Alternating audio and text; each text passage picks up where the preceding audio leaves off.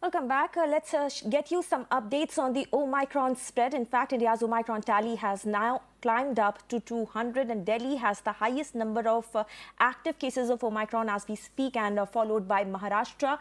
And if we talk about the numbers, Maharashtra continues to be the second worst hit by this new variant, and 77 of 200 cases of Omicron have recovered across country. And right now, we are looking at a situation where Omicron cases have been detected in at least 12 states.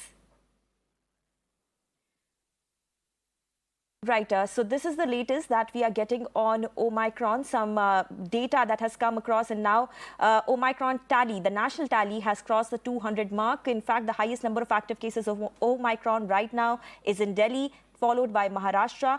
Another alarming thing that has come to fore is that on December 17, India had 100 Omicron cases. In last 4 days, the numbers have doubled to 200. Very alarming figure there.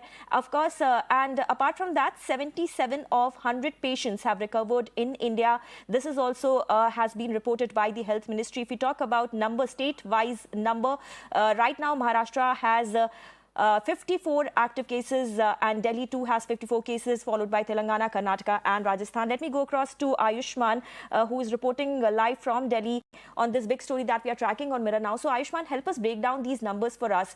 Omicron tally is climbing up, now spread across 12 states. Why government experts still now maintain that at this time there is no clear evidence regarding its transmissibility, immune evasion, in fact, even severity in India?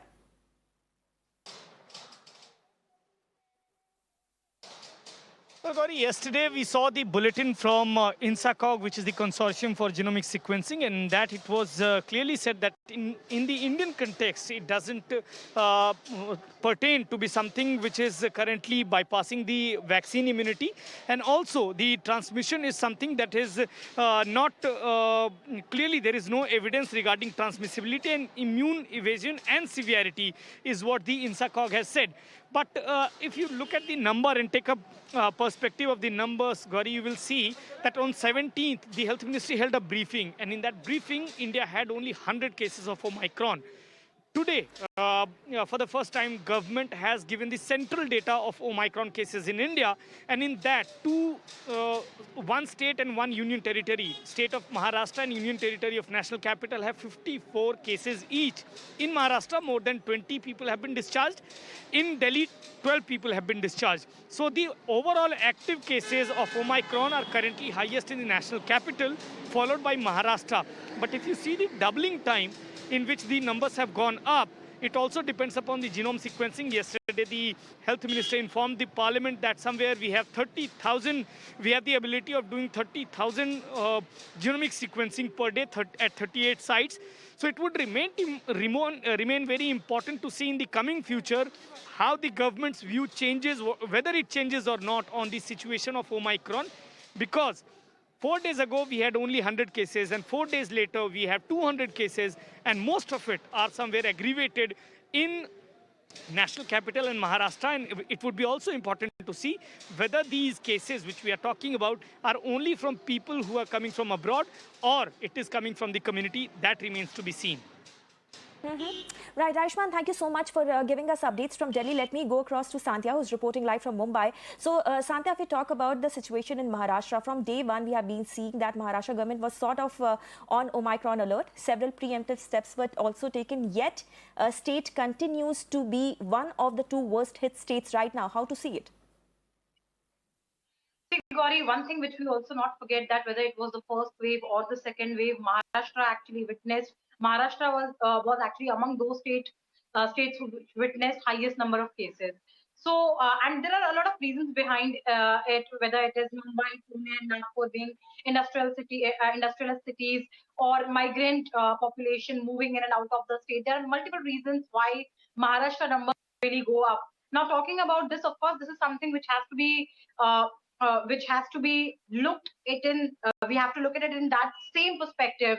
So, talking about Maharashtra, as of now, we have 54 cases, and this is something we have saying since beginning, that the only silver lining in this entire cloud is that how these people, the people who are infected with Omicron, actually are either asymptomatic or have mild symptoms. So out of these 54 cases, 28 people thankfully are discharged.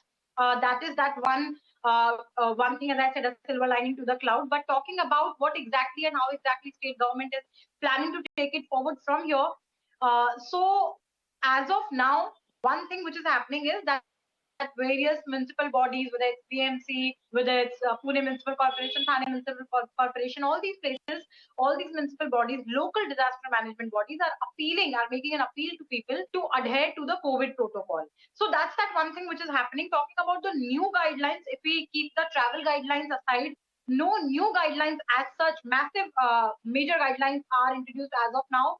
But one thing about which the authorities will have to be very careful is the coming week that is going to have Christmas and New Year celebration will be there across the state, especially in the cities.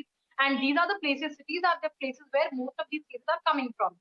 So how exactly authorities are going to tackle that, how careful people are going to be this time around of the year, all those things are going to play a major role.